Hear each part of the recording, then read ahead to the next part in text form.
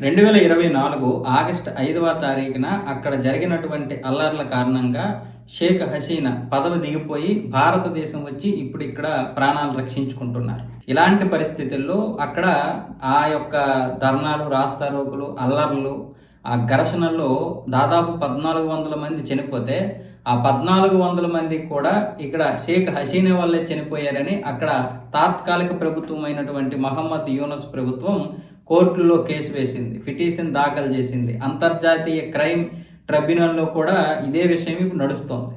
దీని గురించి ఇప్పుడు నవంబర్ 17న అక్కడ సుప్రీంకోర్టు అయితే వాయిదా వేసింది. ఈ నవంబర్ 17న ఏదైనా సరే మొత్తం ప్రధానమైనటువంటి 5 అభియోగాలపైన అయితే ఆవిడికి శిక్ష విధించే అవకాశాలు కనిపిస్తున్నాయి.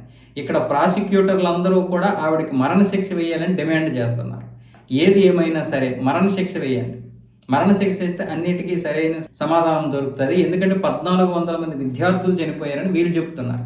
కానీ అక్కడ ఆమె పేరు చెప్పి దాదాపు 700 మందిని హత్య చేశారు.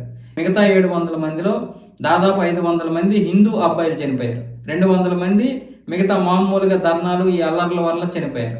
అంటే ఎంత దారుణం అంటే 1200 మందిని హత్యలు చేసినట్లే. దొరికినట్టుగా హత్యలు చేసి 700 మందిని చంపేశారు. వాడు హిందువా ముస్లిం అని చూడకుండా కేవలం వాళ్ళ స్వార్థం కోసం హిందువులు 500 మందిని ఊచకోత కోశారు. ఈ విద్యార్థుల్ని, మిగతా వాళ్ళని కాదు. మిగతా 200 మంది మామూలుగా ఈ అల్లర్ల వల్ల చనిపోయారు మొదట.